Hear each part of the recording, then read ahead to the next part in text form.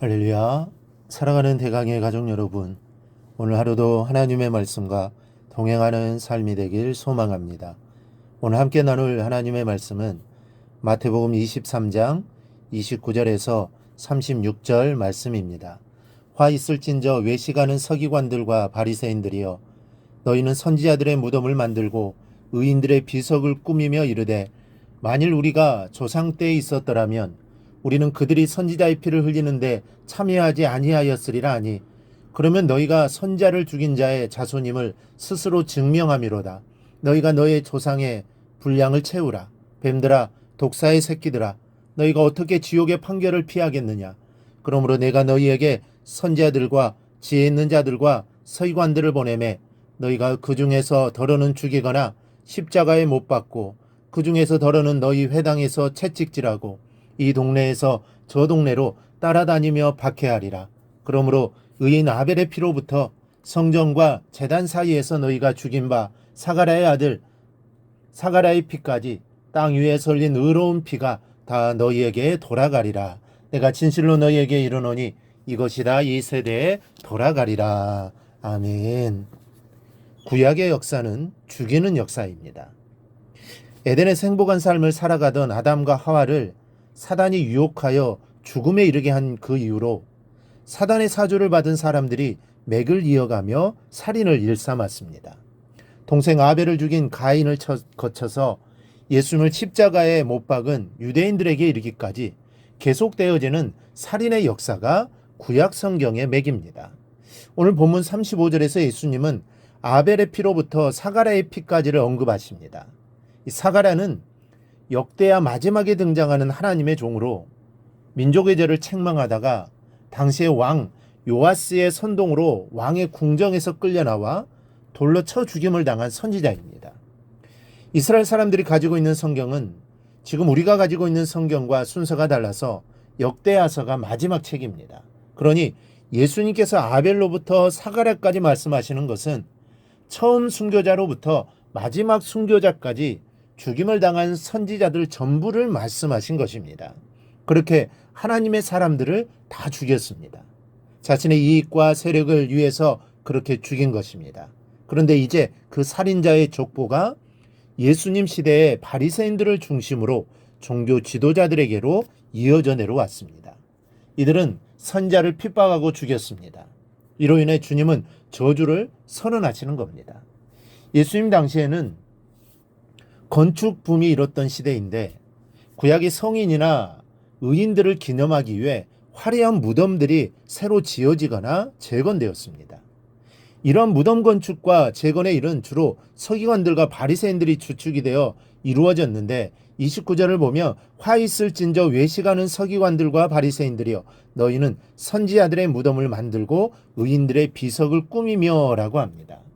그런데 이들은 이렇게 기념비를 장식하면서 자신들의 경건함을 과시하는 동시에 자신들은 그처럼 악한 조상들과는 질적으로 다르다는 자기 우월주의에 빠져 있었던 겁니다. 이러한 그들의 모습을 정죄하시는 겁니다. 그렇다면 그들이 왜 하나님의 사람들을 죽이고 정죄했는지 그 내용을 좀 더 자세히 살펴보겠습니다. 먼저는 하나님의 백성으로 불리던 사람들이 하나님의 종들을 죽였습니다. 하나님을 전혀 모르던 이방인들이 선지자들을 죽인 것이 아닙니다. 하나님의 백성들이 하나님께서 보내신 이들을 죽였습니다. 특히 하나님을 대신하는 왕이나 선지자들이 선지자들을 죽이고 하나님의 종을 죽였습니다. 이스라엘의 역사가 그렇게 이어져 온 것입니다. 그 역사가 지금 바리새인들과 서기관들 그리고 종교 지도자들로 이어져 온 것입니다. 그런데 재미있는 것은 예수님 당시의 바리새인들과 서기관들이 하는 말입니다. 만일 우리가 조상 때에 있었더라면 우리는 그들이 선지자의 피를 흘리는데 참여하지 아니하였으리라. 자신들은 다르다는 것입니다. 구약의 조상들과는 다르다는 것입니다. 그러나 그런 사람들이 당대 최고의 선지자인 세례 요한뿐 아니라 하나님의 아들이신 예수님까지 죽이고 맙니다. 조상의 허물은 볼 줄 알고 다른 사람들의 그릇됨은 평가하면서 자신들의 더 삐뚤어진 그릇됨과 더 큰 허물은 전혀 보지 못하는 모습입니다. 우리도 성경의 인물들을 보면서 혹평을 할 때가 있습니다. 또 지금도 주님께 혹독히 비난을 당하는 서기관들과 바리새인들의 모습을 보면서 어떻게 그럴 수 있냐고 생각할 수 있습니다. 그러나 우리의 모습이 결코 이들보다 낫지 못하다는 것을 먼저 깨달아야 합니다. 주님 마태복음 5장에서 내가 너희에게 이르노니 너희 의가 서기관과 바리새인보다 낫지 못하면 결코 천국에 들어가지 못하리라 하셨습니다. 우리가 예수님 당시 예수님으로부터 수많은 책망을 받았던 서기관들이나 바리새인보단 나은 것이 없음을 알아야 합니다. 중요한 것은 내가 얼마나 정확하게 평가하고 가려내느냐가 아닙니다. 내가 얼마나 옳게 서 있느냐가 중요한 것입니다. 평가보다 중요한 것은 나를 돌아보는 것이요.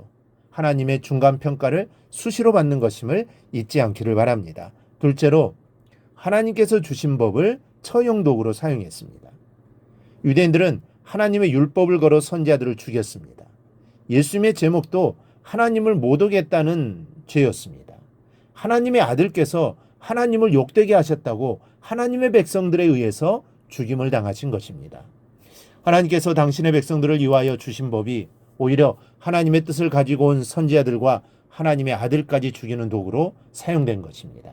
그렇게 한 가장 큰 원인은 자기 유익에 있었습니다. 자신에게 유익하면 누구라도 하나님 법을 걸어서 제거하고 정죄하였습니다. 그리고 자신들의 권세와 권위를 유지해 나갔던 것입니다.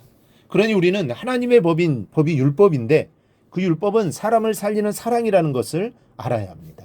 하나님께서는 당신의 법을 완성하기 위하여 예수님을 이 땅에 보내셨습니다.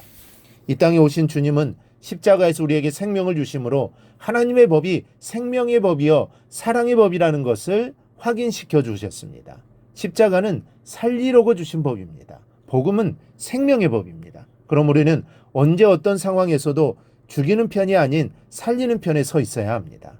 판단하여 욕보이고 시기하고 질투하고 미워하는 쪽이 아닌 나를 돌아보아 올바르게 서는 쪽으로 우리의 얼굴을 돌려야 하는 것입니다.